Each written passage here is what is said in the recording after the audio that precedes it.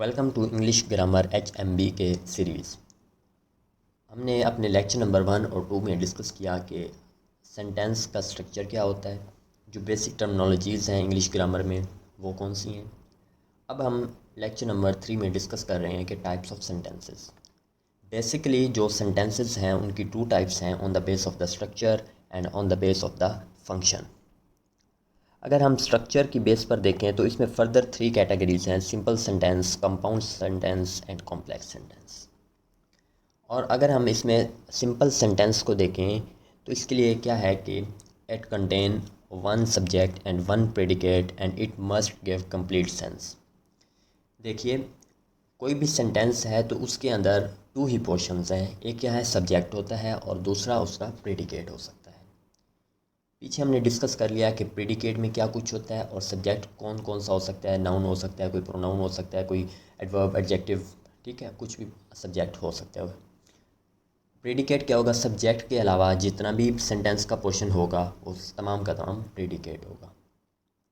तो simple sentence में क्या है, एक सब्जेक्ट होगा और उसके साथ एक ही प्रेडिकेट होगा और ये जो सेंटेंस होगा ये कंप्लीट सेंस दे रहा होगा। सेंस मींस ये कि सिर्फ कलेक्शन ऑफ वर्ड नहीं होगी, क्योंकि सेंटेंस के लिए ये इम्पोर्टेंट कंडीशन है, लाजमी कंडीशन है कि जो कलेक्शन ऑफ वर्ड हो वो कोई ना कोई कंप्लीट सेंस भी देती हो।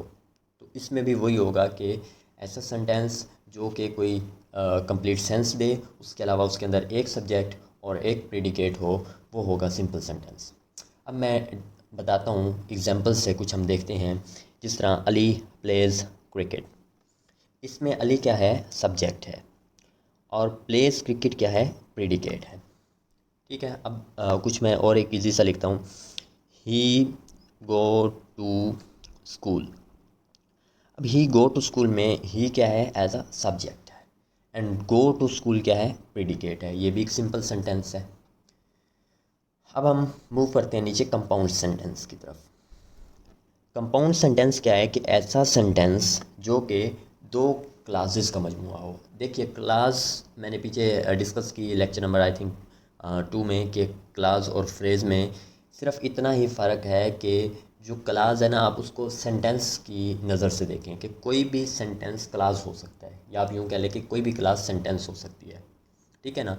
तो अगर आप सेंटेंस और क्लास में डिफ़र करना चाहें तो वो आई थिंक मोस्टली इम्पॉसिबल होगा, क्योंकि सेंटेंस क्लास में भी सब्जेक्ट वर्ब होता है पड़ा, और सेंटेंस में भी सब्जेक्ट और वर्ब होता है, जबकि जो फ्रेज़ होती है उसमें वर्ब नहीं होता। ठीक है, या एक वर्ब होगा तो साथ सब्जेक्ट नहीं होगा, या सब्जेक्ट होगा तो वर्ब नहीं होगा। बहरहाल, अब हम अपने ही टॉपिक की तरफ आते हैं कि कंपाउंड सेंटेंस, ऐसा सेंटेंस जो कि 2 क्लासेस या 2 सेंटेंसेस पर मुश्तमिल होगा, वो होगा कंपाउंड सेंटेंस।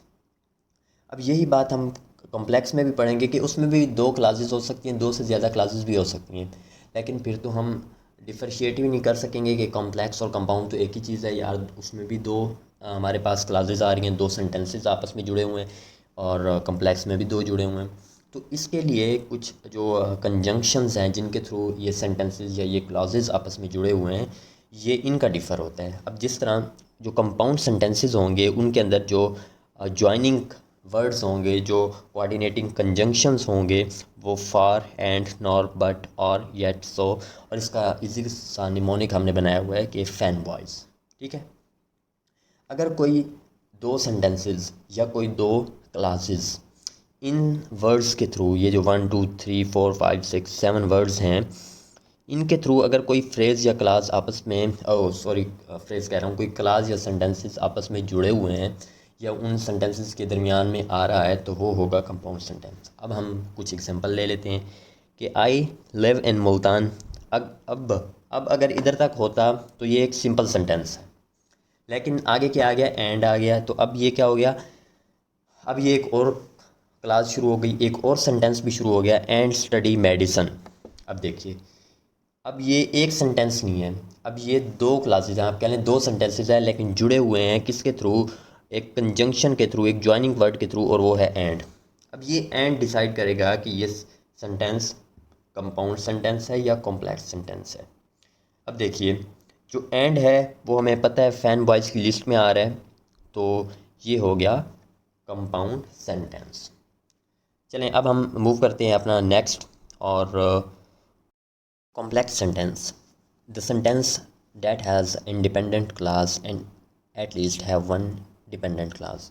सीधी सी अगर बात करूँ तो अगर शॉर्टकट और इजी वे बताऊँ तो ये भी कंपाउंड सेंटेंस की तरह ही दो क्लासेस पर मुश्तमिल होगा। आप कह लें कि दो सेंटेंसेस आपस में जुड़े होंगे, लेकिन सिर्फ जो ज्वाइनिंग वर्ड्स हैं उनके अंदर चेंजिंग होगी। उधर थे fan boys for and not but also yet, तो इधर वो वाले वर्ड्स नहीं होंगे, बल्कि अगर कोई दो सेंटेंसेस आपस में इन वर्ड्स के थ्रू जुड़े हुए हैं, कौन से वर्ड, ये जो सबऑर्डिनेटिंग कंजंक्शन के वर्ड्स हैं, after, yet, although, before, even, however, so, that, unless, अगर इन वर्ड्स के थ्रू कोई दो सेंटेंसेस, कोई दो क्लासेस आपस में जुड़ी हुई हैं तो वो कॉम्प्लेक्स सेंटेंस होगा।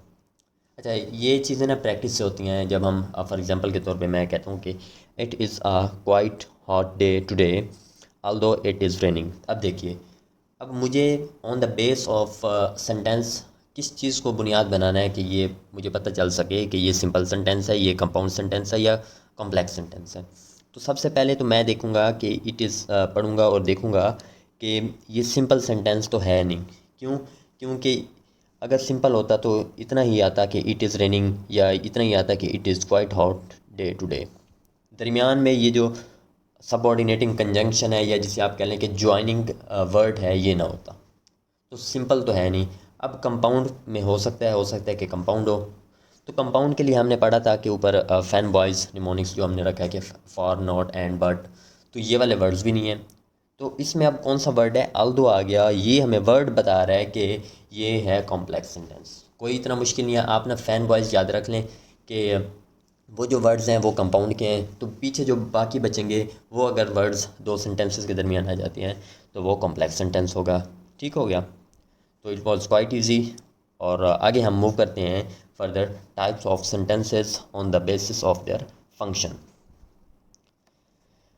फंक्शनली तौर पर अगर हम देखें तो हमारे पास 6 टाइप ऑफ सेंटेंसेस हैं। Number 1 is declarative sentences.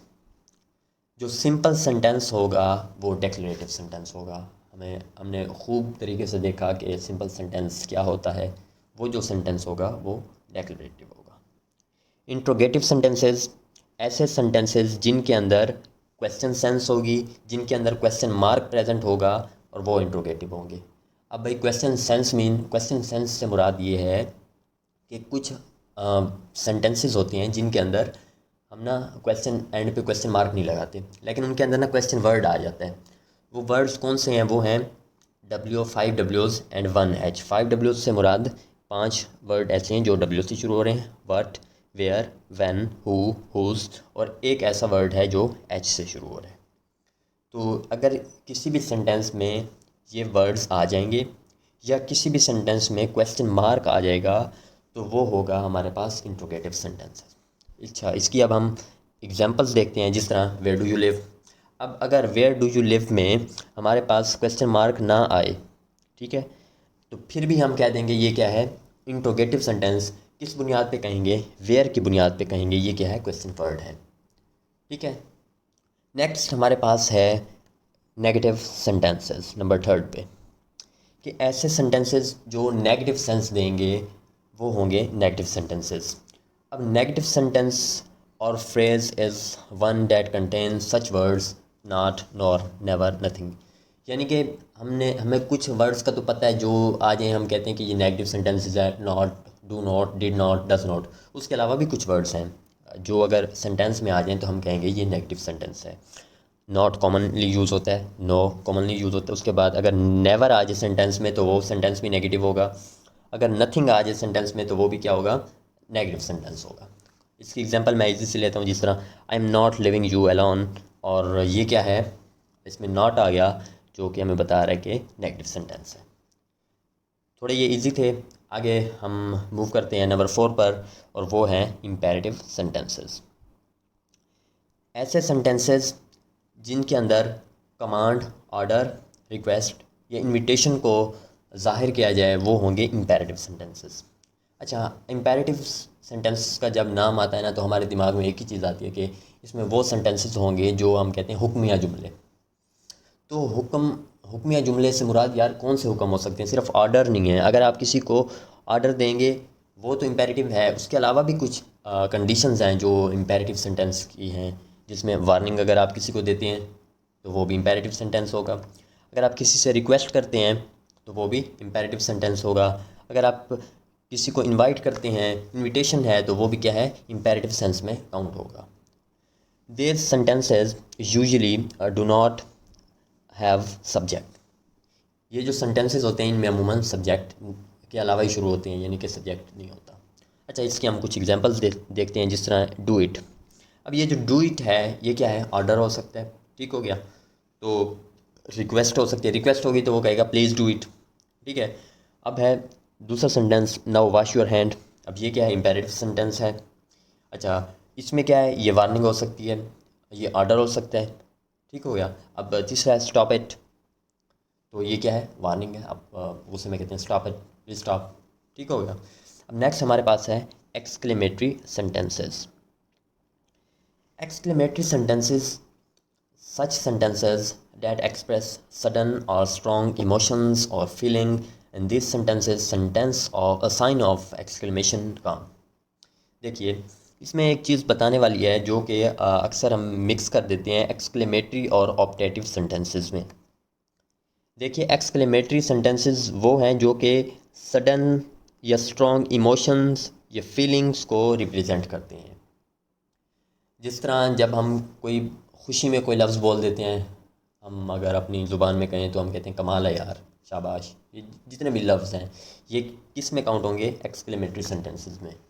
Optative sentence ऐसा सेंटेंस होगा जो कि आपकी फीलिंग्स ऑफ ब्लेसिंग, यानी कि आप किसी को दुआ दे रहे हैं, वो एक्सक्लेमेटरी सेंटेंस नहीं होगा, वो होगा ऑप्टेटिव सेंटेंस। आप किसी को गुड विशेस दे रहे हैं तो वो क्या होगा, ऑप्टेटिव सेंटेंस होगा। तो ये थोड़ा सा डिफ़र है एक्सक्लेमेटरी और ऑप्टेटिव। बस आप ऑप्टेटिव याद रख लें कि ये दुआया फ़िक्रे होते हैं, किसी को आप दुआ देंगे तो वो ऑप्टेटिव सेंटेंस है, उसमें साइन ऑफ एक्सक्लेमेशन नहीं आप लगाएंगे।